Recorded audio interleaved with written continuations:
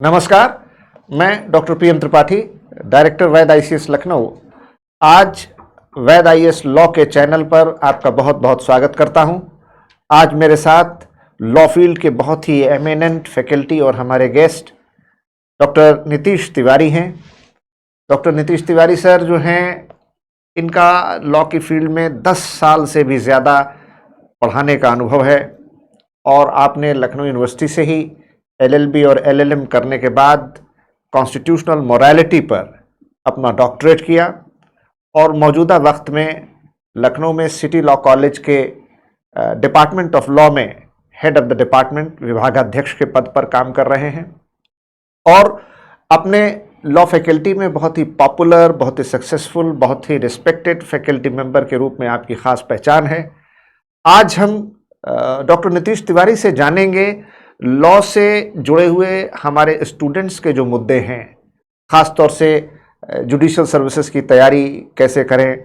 जो अभी supreme court का जजमेंट आया है जिसमें 3 साल की प्रैक्टिस को अनिवार्य किया गया है, उसका क्या असर होगा, और हमारे लॉ के तमाम ऐसे विषय जो बच्चों के मन में सवालों के रूप में उभरते रहते हैं, सीधे लॉ के एक्सपर्ट से जानेंगे कि उनका सवालों का जवाब क्या है और उन्हीं से सुनेंगे कि रास्ता और समाधान क्या है। डॉक्टर नीतीश, बहुत बहुत स्वागत है आपका। बहुत बहुत आभार सर। और मैं इसे अपनी खुशनसीबी समझता हूं कि वैद आईसीएस जिसकी इतनी लंबी और बड़ी लेगेसी रही है, उससे जुड़ने का मुझे सौभाग्य मिल रहा है। और आदरणीय सर जिनके बारे में बहुत कुछ सुन रखा था, आज सामने अपने देखकर बहुत खुशी महसूस हो रही है। आज बहुत कुछ सीखने को भी मिलेगा और कुछ सूचनाओं का आदान प्रदान तो होगा ही, साथ साथ जो जुडिशरी को लेकर हमारे प्रोग्राम है उसको भी लेकर डिस्कशन होगा।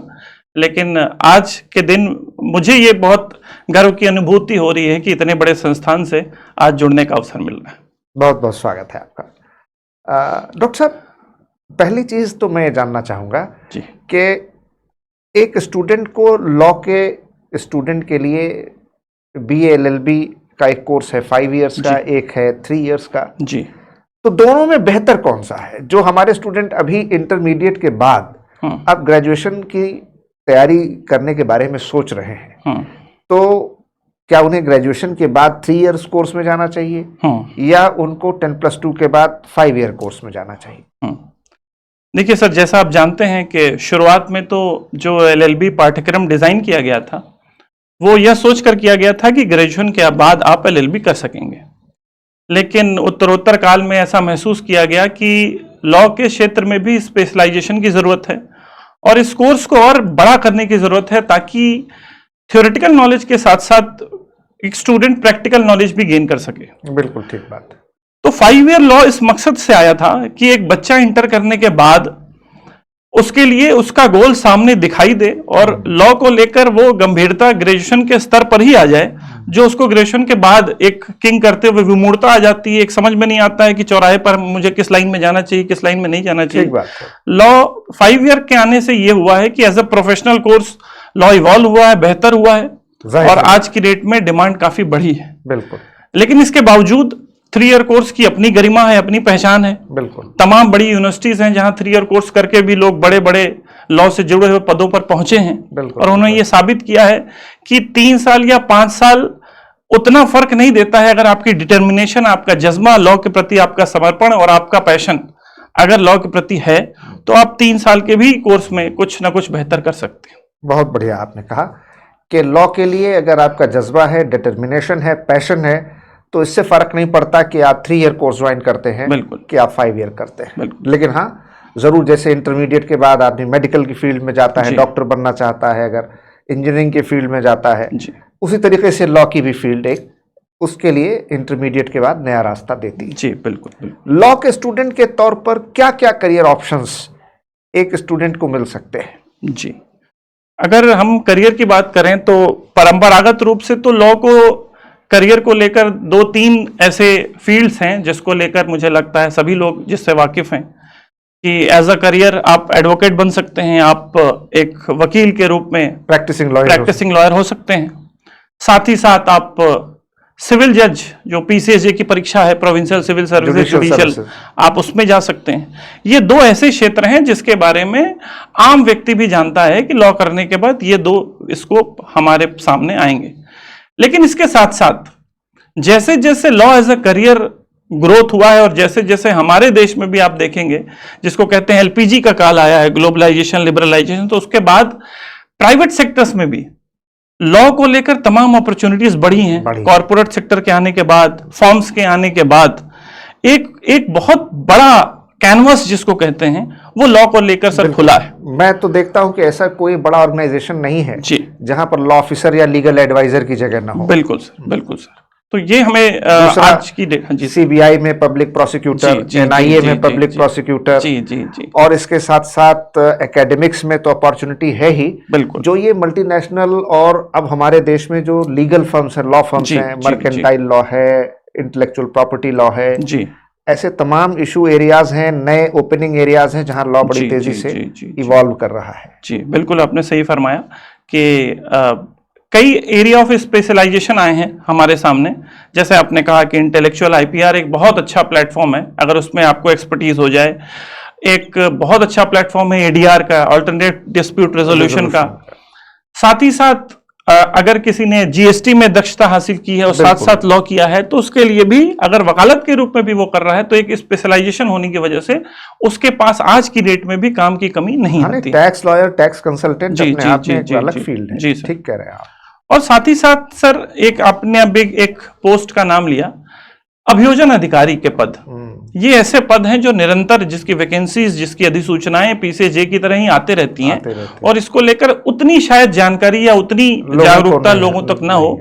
लेकिन ये भी एक ऐसा क्षेत्र है जो कि बहुत बहुत माना जाने वाला क्षेत्र है। क्लास 2 की नौकरी है, गजटेड पोस्ट होती है अभियोजन अधिकारी की, और उसको लेकर भी अब धीरे धीरे, जैसे मैंने कहा, जैसे जैसे law as a career evolve हो रहा है उसको लेकर भी जागरूकता बढ़ रही है। और हम आज अपने इस पॉडकास्ट के माध्यम से ये भी बताने का प्रयास करेंगे कि किस तरह पीसीजे के साथ साथ आप एपीओ को भी एज अ करियर साथ ही साथ पैरेलली तैयारी कर सकते हैं। तो एपीओ अभियोजन अधिकारी, जैसा सर ने कहा, उसमें क्रिमिनल लॉ की एक्सपर्टीज होनी चाहिए और वो आप जैसे ही लॉ करते हैं, ये जो 3 साल की बाधा है अभी हम सर से डिस्कस करेंगे, वो बाधा एपीओ जैसे परीक्षाओं पर लागू नहीं होती है। और एपीओ के साथ एक और एडवांटेज है जो मैं अभी बताऊंगा कि किस तरह से एपीओ होते हुए आप पीसीजे तो दे ही सकते हैं लेकिन आप एचजेएस के लिए भी एलिजिबिलिटी धारण कर लेते हैं समय के साथ।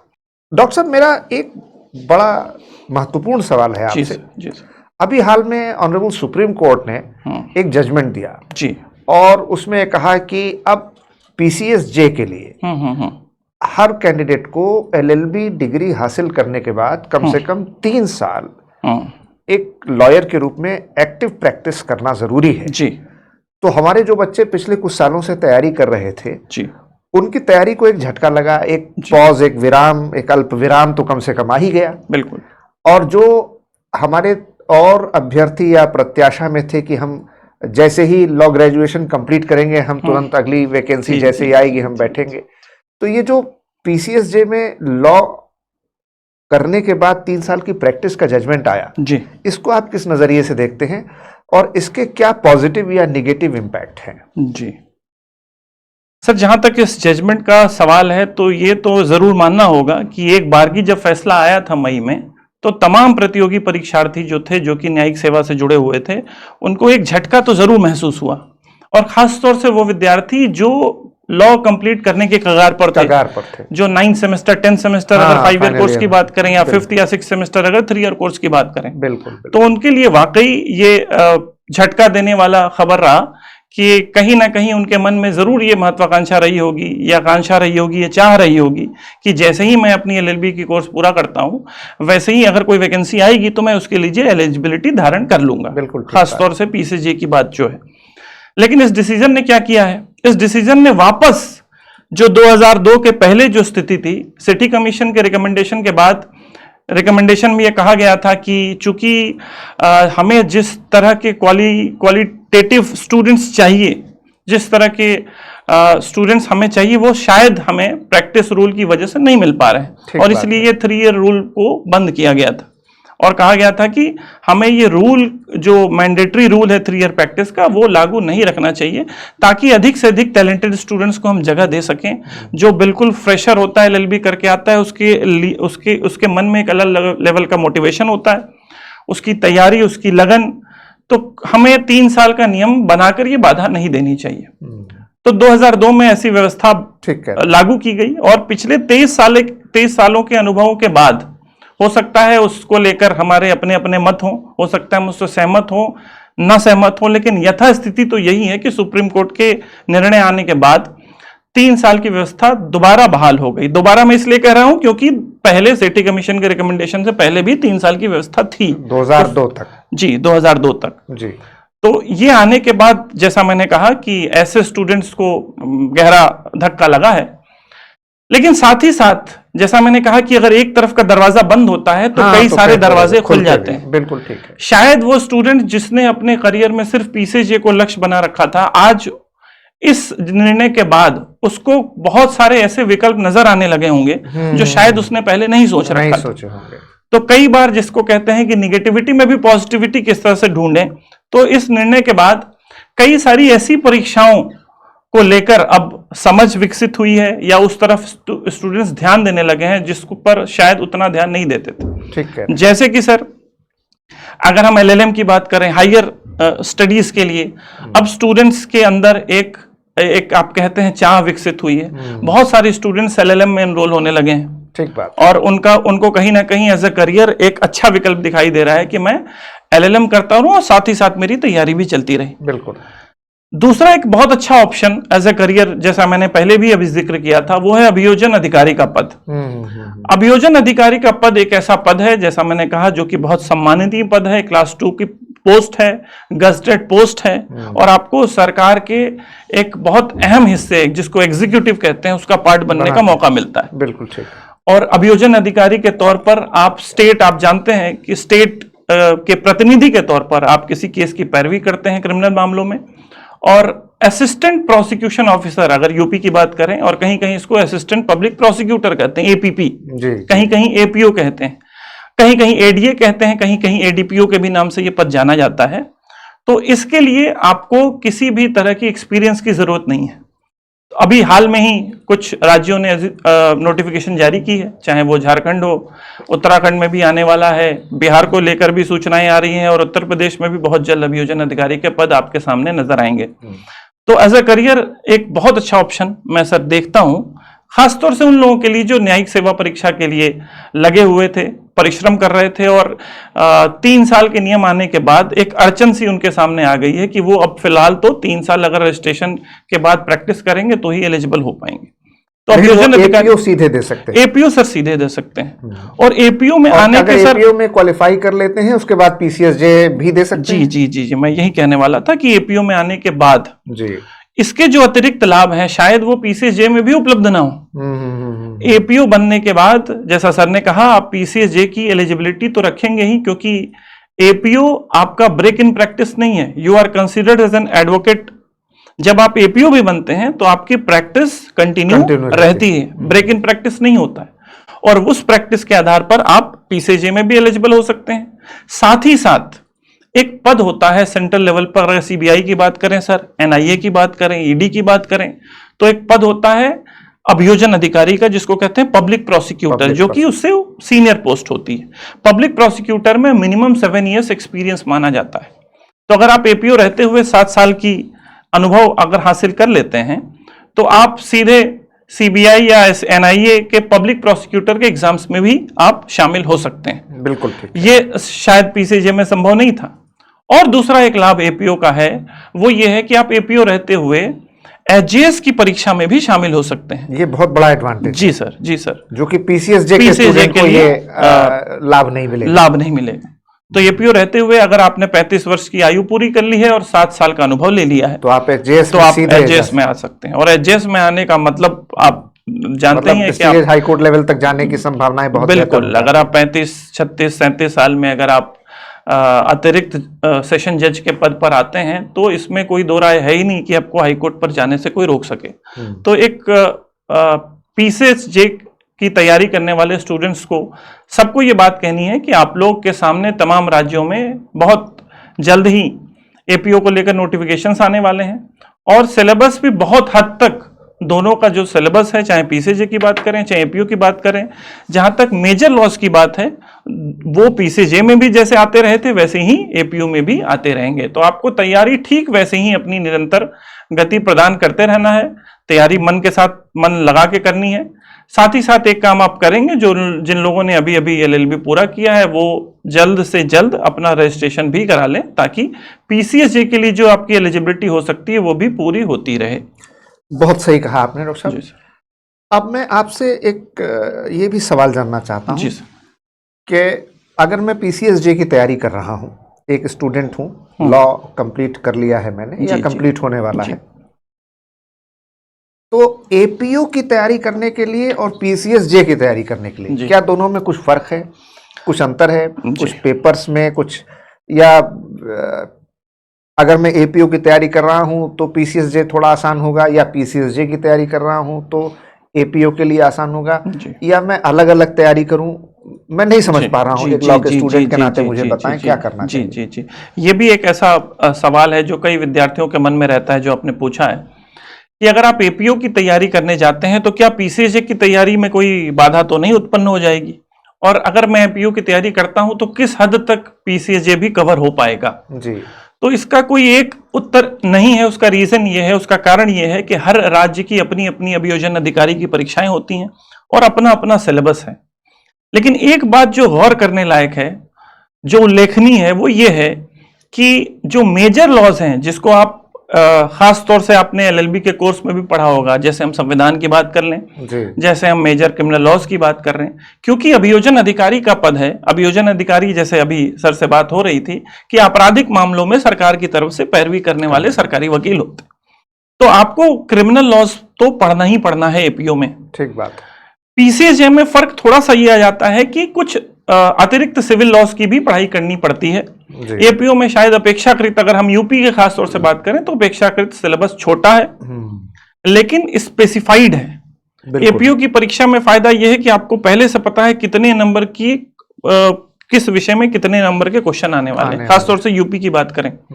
हाँ, कुछ राज्यों में सिलेबस थोड़ा सा बड़ा है, वो आप कह सकते हैं कि पीसीएसजे जैसा ही है। जैसे अभी झारखंड में आपका आया, उसका सिलेबस थोड़ा सा यूपी की तुलना में थोड़ा बड़ा है। बिहार में भी थोड़ा सा सिलेबस, लेकिन जो मुझे जानकारी सर मिली है कि यूपी के सिलेबस में भी दोबारा जो है उसकी समीक्षा की जा रही है और शायद 60 to 70% सिलेबस जो यूपी पीसीएसजे का है वैसा ही एपीओ का भी कर दिया जाएगा। बिल्कुल। तो जो लोग तैयारी पीसीएसजे की कर रहे थे उनके लिए अच्छी बात यह है कि आपका 80% 70% हिस्सा एपीओ से कवर हो जाएगा, पीसीएसजे का भी। बिल्कुल ठीक कह रहे हैं। अच्छा डॉक्टर साहब, इतने लंबे समय से आप लॉ की फील्ड में स्टूडेंट्स को पढ़ा रहे हैं, बच्चों को गाइड कर रहे हैं जी। इतना आपका तजुर्बा है, आप डॉक्टरेट भी हैं, क्या पीसीएसजे या जुडिशियल सर्विसेज की तैयारी करने के लिए, लॉ में अपना करियर बनाने के लिए, जो स्टूडेंट्स को तैयार करने के लिए मेंटरशिप चाहिए, गाइडेंस चाहिए, लॉ जैसे इतना डाइवर्सिफाइड, इतने ज़्यादा मल्टीपल सब्जेक्ट्स जिसमें कि criminal law, civil law, personal law, law of torts, transfer of property act और न जाने क्या क्या, इतने सारे कानून हैं, क्या कोई एक या दो टीचर अकेले इतना बड़ा सिलेबस कर सकते हैं कवर, या उसके लिए एक टीम का होना ज़रूरी है? बहुत बहुत अच्छा सवाल है सर, कि लॉ जैसे ऐसे विविधता से भरे विषय में जहां पर डाइवर्सिटी इतनी है कि एक तरफ तो हम क्रिमिनल लॉ भी पढ़ा रहे हैं और एक तरफ तो सिविल लॉज हैं जो दोनों दो छोर की बातें करते हैं, और साथ ही साथ कुछ माइनर लॉज भी ऐसे हैं जिसमें कुछ अतिरिक्त आप कह सकते हैं विशेषज्ञता चाहिए। तो किसी एक इंसान के लिए सारा कुछ उसी कुशलता के साथ कवर करा पाना, मेरी अगर राय आप पूछेंगे, पर्सनल ओपिनियन पूछेंगे, तो ये वास्तविकता में बहुत मुश्किल है। इसीलिए पीसीएसजे का जो सिलेबस है उसके लिए आपको एक टीम वर्क की जरूरत होती है। अगर किसी एक व्यक्ति ने सारा बीड़ा उठा रखा होगा तो कहीं ना कहीं कोई चूक होगी। अगर वो विषय को, आपको टॉपिक को पढ़ा भी देता है तो कहीं ना कहीं वो आंसर राइटिंग आपसे ठीक से नहीं करा पाए। बिल्कुल। अगर वो आंसर राइटिंग पर काम करता है तो पर्सनल मेंटरिंग में कहीं ना कहीं चूक होगी। अगर पर्सनल मेंटरिंग में चूक अगर काम हो रही है तो कहीं ना कहीं जो प्री और मेंस का पैरेलल अप्रोच साथ साथ चलना चाहिए उसमें वो समय नहीं दे पाएगा, क्योंकि एक व्यक्ति के पास सीमित समय होता है, सीमित क्षमताएं होती हैं और विशेषज्ञता भी सीमित होती है। अगर हम एक व्यक्ति से ये उम्मीद करें कि वो सीपीसी से लेकर सीआरपीसी से लेकर और कुछ ऐसे माइनर लॉज हैं उस जो कि हाल में ही पीसीजे में इंट्रोड्यूस किए गए हैं, वो उस कुशलता के साथ सारे सब्जेक्ट्स को पढ़ा पाएगा, तो मुझे लगता है कि ये थोड़ा अतिरेक होगा। ये इसे मतलब जैसे कि इतनी ज्यादा टेक्निकल एक्सपर्टाइज, लीगल एक्सपर्टाइज किसी एक इंसान में, किसी एक व्यक्ति में होना, उससे भी बहुत ज्यादा अपेक्षा करना है। मुझे लगता है ये क्षमता से परे बात है। जी जी जी। और सर आपको तो अध्यापन के क्षेत्र में बहुत लंबा अनुभव है, तो आप समझ सकते हैं लोक प्रशासन से लेकर और राज्य व्यवस्था से लेकर और तमाम विषयों पर आपने जो पकड़ हासिल की है कि एक विषय पर पकड़ बनाने में वर्षों का अनुभव लगता है, वर्षों की मेहनत लगती है। बिल्कुल बिल्कुल। तो एक साथ इतने सारे विषय, जैसे मैं यूपी पीसीजे की बात करूं तो 10 विषय आपके प्री में आते हैं। बिल्कुल बिल्कुल। और मेंस में 20 से ऊपर विषय आते हैं। बिल्कुल बिल्कुल। तो आप 20-25 विषयों पर बराबर की पकड़ रखें, बराबर का होल्ड रखें, ये प्रैक्टिकली संभव नजर नहीं आता है। नहीं, आप बिल्कुल ठीक कह रहे हैं। देखिए, मुझे सिविल सेवा में गाइडेंस और मेंटरिंग करते हुए 27 साल से ज़्यादा का समय हो गया, और ये तपस्या, परिश्रम, पुरुषार्थ करने के बावजूद मुझे लगता है कि इंडियन पॉलिटी, कॉन्स्टिट्यूशन, गवर्नेंस और पब्लिक एडमिनिस्ट्रेशन का एक छोटा सा स्कॉलर, एक छोटा सा स्टूडेंट, एक छोटा सा विद्यार्थी ही मैं बन पाया हूँ। ऐसे में अगर मैं सोचता हूँ कि मैं history, geography, polity, economy, current affair, science and technology सब कुछ पढ़ा सकता हूँ या पढ़ा दूंगा, तो शायद ये मैं अपने साथ भी अन्याय करूंगा और विद्यार्थियों के साथ भी। किसी एक ही विषय में उसका छोटा सा हिस्सा भी अगर मुझे शतांश मिल जाए तो मैं एक जीवन धन्य मानता हूँ। तो बिल्कुल ठीक कह रहे हैं कि टीम वर्क जीवन में हर क्षेत्र में आवश्यक है। जी। चाहे जीवन का कोई क्षेत्र हो, जब तक टीम है, समूह भावना है, टीम स्पिरिट है, तभी आप आगे बढ़ सकते हैं, तभी आप जीत सकते हैं, तभी आप कामयाब हो सकते हैं। जी सर। और सर प्रतियोगिता एक ऐसा आप कह सकते हैं कि स्किल है जिसमें हर व्यक्ति की अपनी अपनी क्षमताएं होती हैं, अपनी अपनी कैपेबिलिटीज होती हैं। जैसे हम साइकोलॉजी में पढ़ाते हैं, पर्सनालिटी की, हर व्यक्ति की अपनी अपनी पर्सनालिटी है। बिल्कुल ठीक है। तो अपनी अपनी पर्सनालिटी के अकॉर्डिंग ही उसको मेंटरिंग करनी पड़ती है। जी। आप एक ही गुट्टी हर विद्यार्थी को पिला देंगे, उस विद्यार्थी के लिए उचित नहीं होगा। नहीं उचित होगा। आपके अपने अध्यापन के लिए, आपके अपने ग्रोथ के लिए शायद ठीक हो, लेकिन उस विद्यार्थी को वो लाभ नहीं मिलेगा जिसके लिए वो इतनी दूर चल के आपके संस्थान तक आया है। बिल्कुल ठीक है। तो इसके लिए टीम वर्क की जरूरत है कि एक व्यक्ति अगर मेंस को ध्यान में रखते हुए अगर कुछ पढ़ा रहा है तो दूसरा व्यक्ति ये देख रहा हो कि इनके एमसीक्यूज कैसे जा रहे हैं, प्रिलिमिनरी जो पार्ट है वो कितना अच्छा कवर कर पा रहा है। अगर कोई वो पार्ट देख रहा है तो ये उसके तीसरा व्यक्ति चाहिए ये देखने के लिए कि वो एज आप कह सकते हैं कि इंटरव्यू में अगर कल को उसको साक्षात्कार फेस करना होगा तो वो किस तरह से प्रश्नों का उत्तर दे पाएगा। तो ये बहुत जरूरी है सर कि हर विषय के लिए और साथ साथ हर चरण के लिए भी एक्सपर्टीज की जरूरत हो। आप जानते हैं कि परीक्षाओं में 3 चरण होते हैं।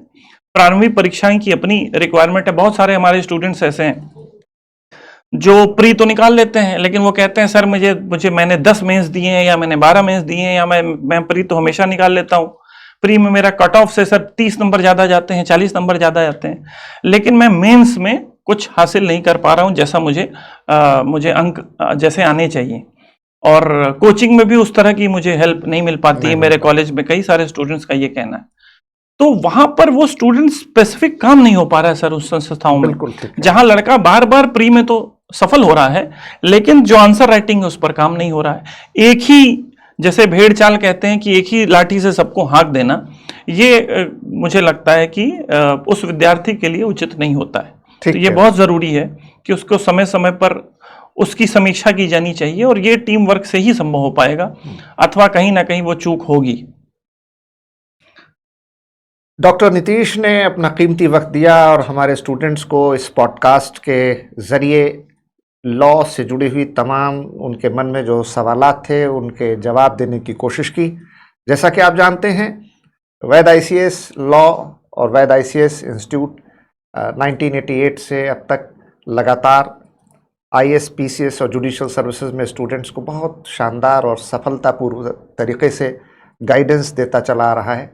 और हमारे संस्थान से बहुत बड़े बड़े लीगल ल्यूमिनरीज पीसीएसजे और लॉ के कोर्सेज के साथ जुड़े रहे हैं और एक लंबा इतिहास, गौरवशाली इतिहास रहा है। उस इतिहास का एक छोटा सा पन्ना, एक छोटा सा हिस्सा हमने भी लिखा है।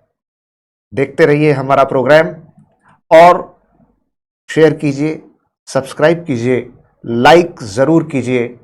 अपने सुझाव, अपने कमेंट्स से हमें परिचित कराइए।